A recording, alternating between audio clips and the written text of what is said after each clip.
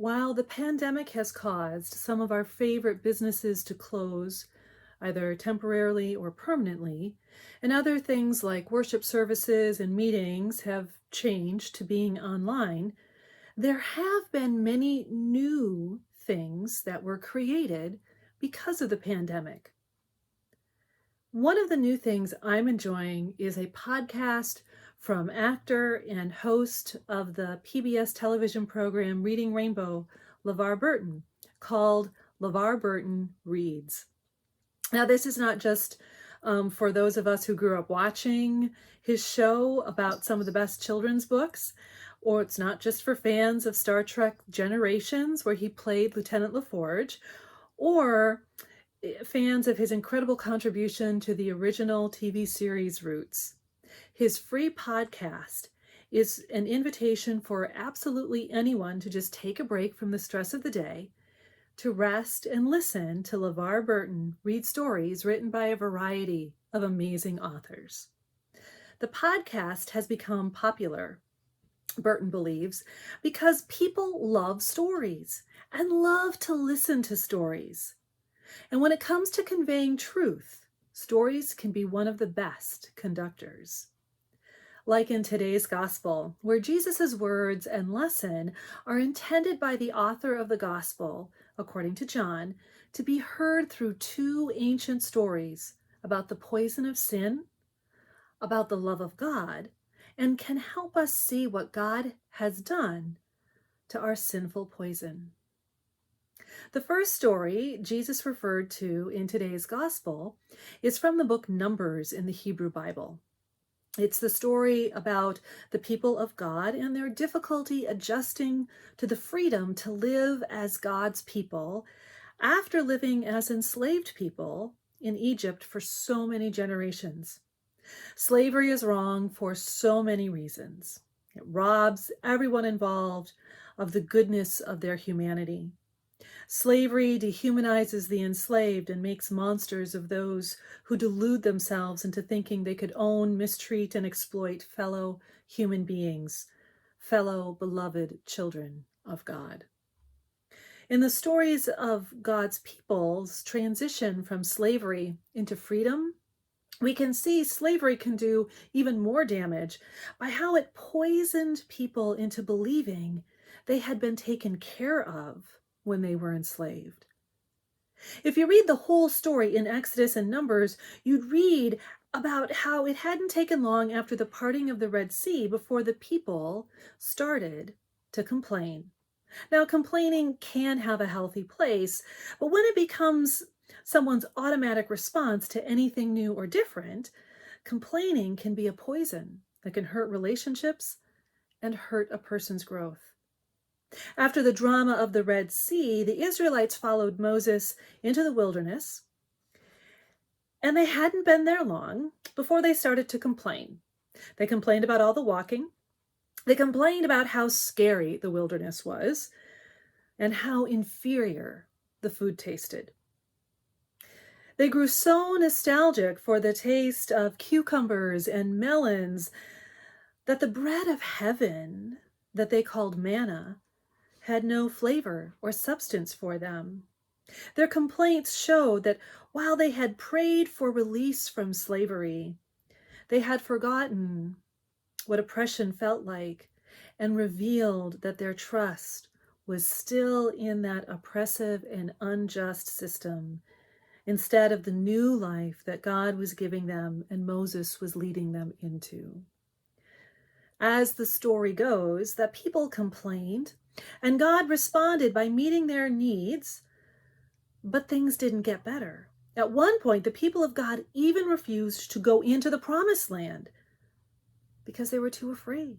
It didn't look anything like their lives in Egypt. It didn't look like whatever they had imagined the promised land would be like.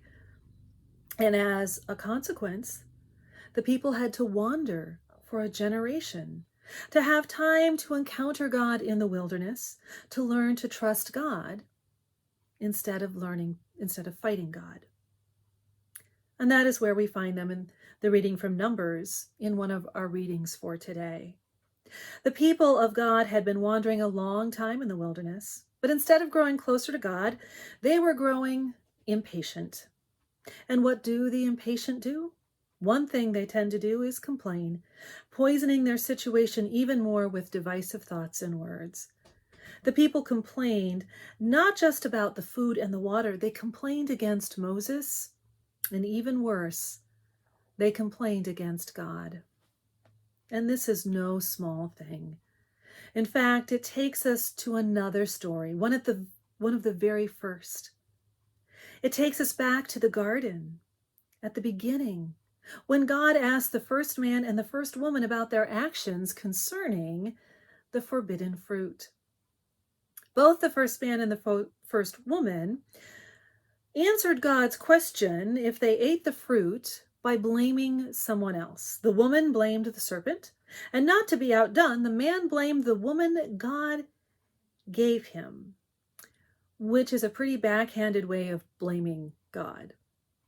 This blame seems to be the point where things changed in that story, causing God to send the two first people into the wilderness for the first time. Several millennia and some epic stories later, God's people were back in the wilderness and still blaming God for the misery they brought on themselves by complaining and rebelling against God instead of trusting God. In this story, God again responded to being blamed. This time, according to the story, God sent serpents whose poisoned bites caused physical suffering and death. At this point, we need to pause and remember something important about stories, especially ancient stories about the people of God. Many details in these stories are intended to point us to truths about people and God. Too often, we can get caught up in the details by taking them literally instead of seeing or recognizing what they're pointing us to. For example, the detail of the serpents can make us think, well, what kind of God sends serpents to kill and terrorize people? But that interpretation, I believe, misses the point of the story. Perhaps the serpents were there in the wilderness all the time, both literally and figuratively. Perhaps the serpents are a reminder of the incident in the garden and a symbol of what the people had become. Poison to each other by causing division and distrust in Moses and God, who once again was blamed instead of trusted. Such division required healing, and the medicine was very mysterious and strange. It was a pole with a serpent made of bronze the people had to look upon to be restored to life. Now, this isn't some weird magic act. It's a story about division, the division sin created, and how God responded to this division by transforming it with God's love. Once the people looked on what they had become, God looked back at them with love and restored them to life and relationship with God, reminding them God created people to be in relationship. Now, it would be lovely if this story ended with, and they all lived happily ever after. But several millennia and epic stories later, we find in Jesus' time, people were still inclined to impatience, complaining, blame, and division. And in response, God, the author of John's Gospel, wrote, sent God's only Son so that the world would know God did not come into the world to condemn it, but to save it. Jesus was lifted up on a cross and died. And God took that act, the worst that people can do to each other, and redeemed sin by turning it upside down and inside out, by taking death into God's own loving self and loving it into life. But not just any life, into resurrection life. Several millennia later, we find ourselves in a world plagued by the COVID-19 pandemic. which has also brought to light so much human sin, impatience, division, trust in systems of oppression that continue to cause disparity, injustice, suffering, and in the case of this pandemic, more American deaths than World War II and World War I combined. And that count is still climbing. Yet we do not have to entrust ourselves to living that same old, never-ending story. Through Jesus' death and resurrection, we can learn to recognize such sins, and instead of ignoring them or blaming others for them, we can choose to live that resurrection life.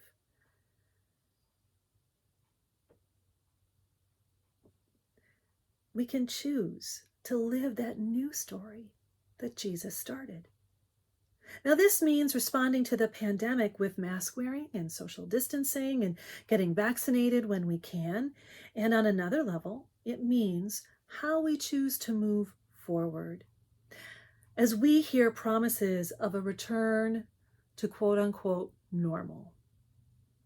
The stories of the Bible remind us that normal isn't necessarily how we were created by God to live.